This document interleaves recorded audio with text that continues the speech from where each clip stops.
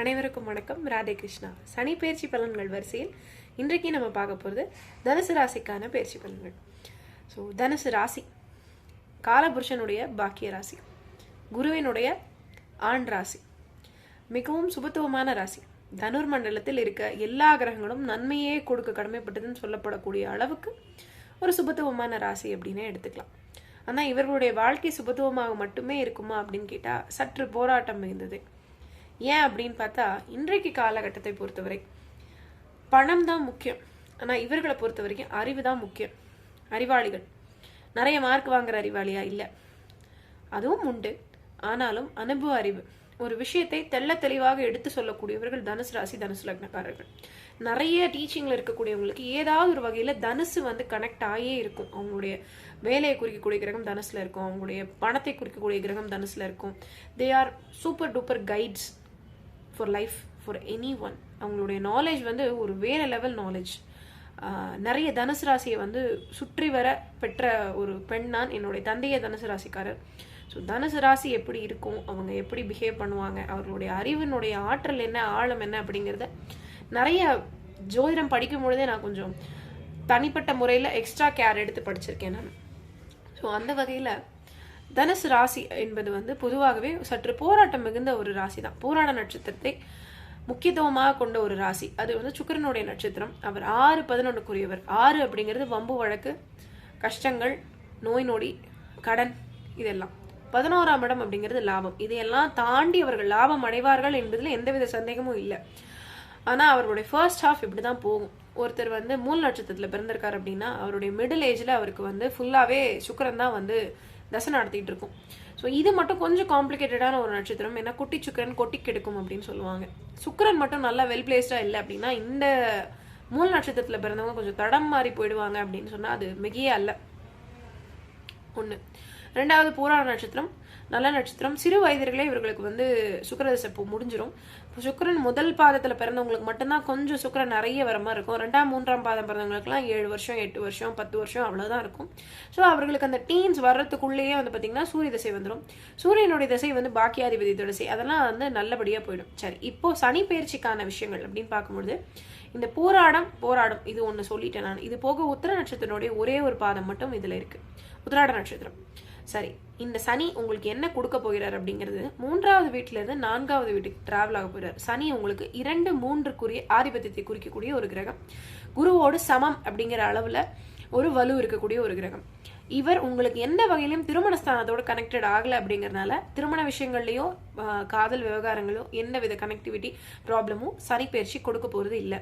இது ஒரு பாசிட்டிவான விஷயம்தான். வேலை விஷயத்துல தான் இவர் மெயினாக கை வைக்க போகிறார், ஹெல்த்தில் கை வைக்க போகிறார். ஏன்னா 4ஆம் இடத்துக்கு போகிறார். அர்த்தாஷ்டம சனி. அர்த்தாஷ்டம சனி பொதுவாக வேலையில் சிக்கல்களை கொடுப்பார். அதீத பளு அல்லது வேலையே உங்களுக்கு வராத தன்மை. சில இடங்களில் ப்ராஜெக்ட், இன்னைக்கு ப்ராஜெக்ட் பேஸ்டாக தான் நிறைய ஒர்க்ஸ் போயிட்டு இருக்கு. ஐடி மாதிரியான துறைகளில் ஆகட்டும், நிறைய துறைகளில் ப்ராஜெக்டே கிடைக்காம கஷ்டப்பட வேண்டி வரும். ஸோ இதெல்லாம் நீங்கள் கொஞ்சம் கேர்ஃபுல்லாக பாருங்கள். வேலை மாற்றம் வேணும் அப்படின்னா முடிஞ்ச வரை சனி பயிற்சிக்கு முன்னாடியே அட்லீஸ்ட் ராகுகேது பயிற்சிக்கு முன்ன பின்ன மாற்றிடுங்க. அதுக்கு மேலே வெயிட் பண்ணாதீங்க.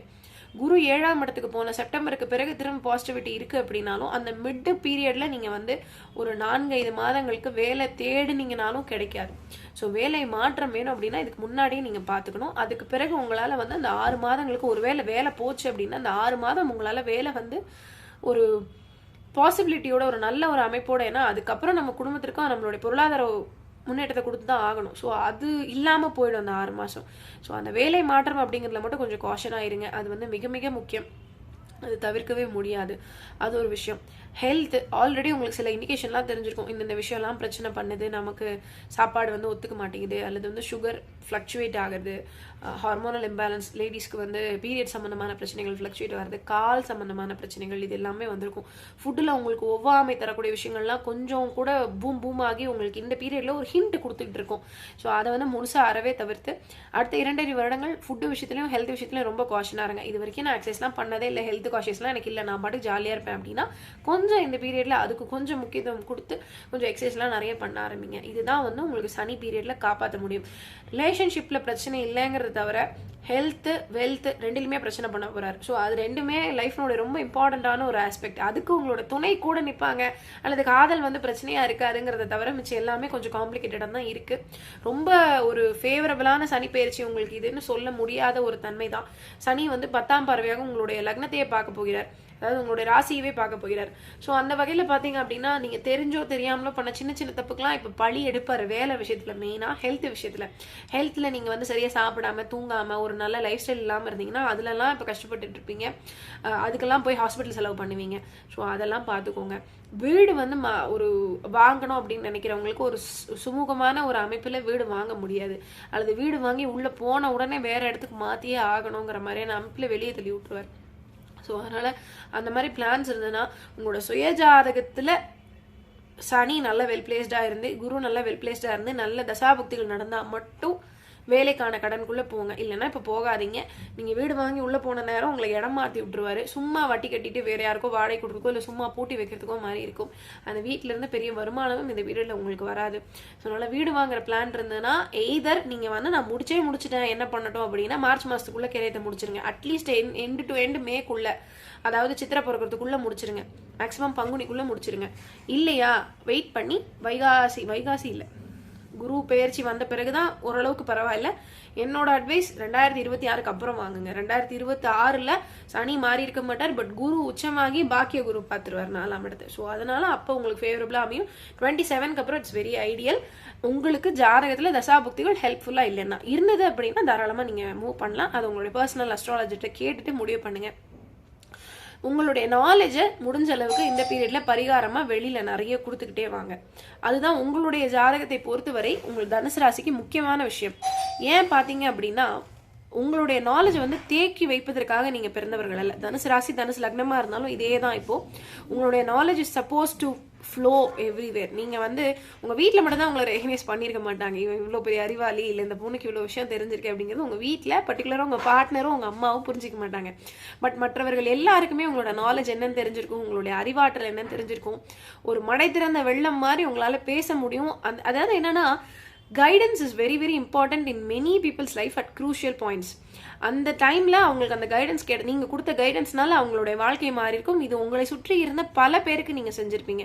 உங்களுடைய அறிவை உங்கள் வீட்டாளுங்க ரெகனைஸ் பண்ணால் நீங்கள் ராஜா தான். அந்த அளவுக்கு உங்களுக்கு வந்து ஒரு ஸ்பேஸ் உங்கள் வீட்டில் கிடச்சிருக்கு அப்படின்னா நிஜமாலுமே நீங்கள் ராஜா தான். அது கிடைக்காதவர்கள் புரிஞ்சுக்கோங்க. அது வந்து உங்களுடைய அமைப்பே கொஞ்சம் அப்படி தான், அதனால தான் வீட்டில் கொஞ்சம் திட்டுறாங்க அப்படிங்கிறத புரிஞ்சுக்கங்க. அதர் தட் உங்கள் பார்ட்னர் கிட்டேருந்து ஃபினான்ஷியல் விஷயங்கள் மட்டும் கொஞ்சம் தெரிஞ்சுக்கோங்க. உங்களுக்கு ஆழ்ந்த அறிவு நிறைய விஷயங்கள் இருந்தாலும் உங்களுக்கு பார்ட்னராக வரக்கூடியவங்க நுனிப்புல் மேய்ச்சல் மாதிரியான அறிவு தான். பட் சில விஷயங்களை டப்புன்னு போட்டு உங்களுக்கு பாம்பு போட்ட மாதிரி புரிய வச்சுட்டு போவாங்க. இல்லை அது நீங்கள் இப்படி நினைக்கிற மாதிரி இல்லை அப்படின்னு சொல்லிட்டு. அப்போ அவங்க கேள்வி கேட்கும் போது நீங்கள் அதை அண்டர்ஸ்டாண்ட் பண்ணிட்டு நீங்கள் அதை ஆழ்ந்து படிக்க போகிறீங்க இல்லையா? ஸோ அந்த மாதிரி படித்து தெரிஞ்சுக்கோங்க. மற்றபடிக்கு உங்களோட நாலேஜை ஸ்ப்ரெட் பண்ணுறீங்க இல்லையா, அதுதான் உங்களை பொறுத்தவரை ஒரு மிகப்பெரிய ஒரு பரிகாரம். பொதுவான பரிகாரமே அதுதான். அதே போல் கால் சம்மந்தமான பிரச்சனைகள் வர வாய்ப்பு இருக்குது. ஏதாவது ஒரு எக்ஸசைஸ் பண்ணிக்கிட்டே இருங்க. ஃபுட்டில் ரொம்ப ரொம்ப ரொம்ப காஷனாக இருங்க. வேலை மாறாமல் இருப்பது சிறப்பு. After March, before it's okay, after his also fine. அதாவது ஆஃப்டர் சனி பயிற்சினா 2027 தான். இது நடுவில் வேலை மாற்றம் வேண்டாம். இது மட்டும் ரொம்ப காஷனாக பார்த்துக்கோங்க. இது போக நீங்கள் பரிகாரமாக பண்ணலாம் அப்படின்னா படிப்பு செலவிற்காக கஷ்டப்பட்டு கொண்டு இருக்க குழந்தைகளுக்கு படிப்புக்கான செலவு உங்களால் முடிஞ்ச விலையில கொடுங்க.